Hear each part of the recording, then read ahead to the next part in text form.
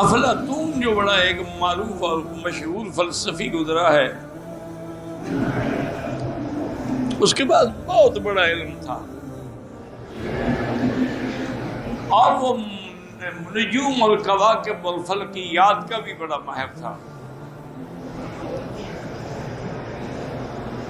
اس زمانے کے بادشاہ نے کہا کہ بھئی ہم بھی جا کے اس کے علم کو آزماتے ہیں کہ کیا واقعی اس کے پاس اس قسم کا علم ہے کہ وہ خبریں بتا سکتا ہے۔ افلاطون کو بتایا گیا کہ بادشاہ آپ کو ملنا چاہتے ہیں۔ اس نے کہا بھئی میں ایک فقیر آدمی ہوں، میں تو اپنی ایک کٹیا میں پڑھا ہوں، اور مجھے اپنے پڑھنے پڑھانے سے کام ہے، اور تو میرا کوئی مقصد ہی نہیں ہے، مجھے بادشاہ مل کے کیا کرے گا۔ انہوں نے کہا بھی اب بادشاہ کا حکم، انہوں نے کہا ٹھیک ہے۔ کچھ لوگوں نے کہا کہ افلاطون ایسا کرو اس کے شکل کہ تم چلے جاؤ۔ کہا میں کیوں جاؤں، مجھے تو غرض ہے نہیں، میں کیوں جاؤں ملنے کے۔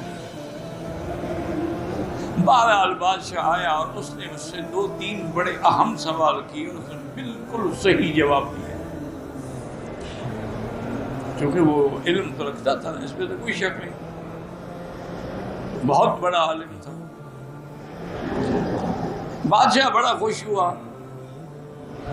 اس نے کچھ انعام دینا چاہا۔ بعد کہا تھا مجھے اس کی کیا ضرورت ہے، مجھے یہ بتائیں میں پیسے لے کے کیا کروں گا، نہ میرے بیوی نہ بچے نہ خرچہ نہ قصہ نہ کہانی، یہ آپ کسی اور کو دے دیں۔ اور اس نے کہا کہ اچھا بادشاہ سلامت، آپ کو اپنی دولت پہ اور اپنے اقتدار پہ ناز ہے، ایسا کریں کہ 2-3 دن کے بعد میری دعوت قبول کریں۔ اب بادشاہ حیران ہو گیا کہ اس کی دعوت کا کیا معنی ہے، جس بندے کے پاس اپنی روٹی نہیں ہے وہ بادشاہ کو دعوت کر رہا۔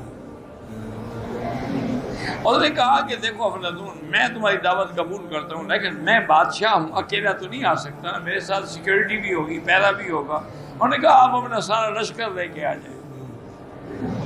انہوں نے کہا میرا خاص لشکر جو صرف میرے محلات کے 10,000 کا 10,000 کو لے، سب کو دعوت۔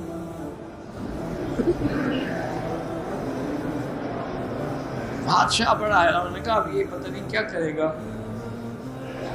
وہ کہتی ہیں کہ جب بادشاہ اس کی دعوت کے لیے آیا تو وہ دیکھ کے دنگ رہ گیا کہ وہاں تو پورا ایک خیموں کا محل بنا ہوا ہے، اور خادم اور ختم اور حشم اور استقبال، اور وہاں جناب خوشبوئیں ہی خوشبوئیں ہیں، اور فانوس جل رہے ہیں، اور اتنا بڑا انتظام ہے کہ ایسا تو بادشاہ کے محل میں بھی نہیں تھا۔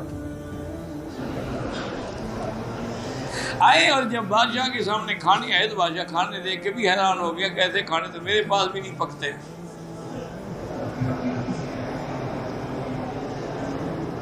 اور جناب سب کو دعوت کھلائی، کھانے کھلائے، سب کچھ کیا، اور سب کے لیے الگ الگ خیموں کے کمرے بنائے کہ ہر آدمی اپنے اپنے کمرے میں جا کے آرام کرے۔ بعض لوگوں نے کہا کہ جی ہم تو شراب پینے کے عادی ہیں۔ انہوں نے کہا ٹھیک ہے شراب آپ کو مل جائے گی، شراب بھی آ گئی۔ بادشاہ ساری رات عیش و طرب میں رہے، گانے سنتے رہے، شرابیں پیتے رہے، اور حیران بھی ہوتے رہے کہ یہ ایک فقیر بندہ، اور یہاں تو کوئی جگہ نہیں تھی، میدان بھی بن گیا، خیمے بھی لگ گئے، ہمارا استقبال بھی ہو گیا،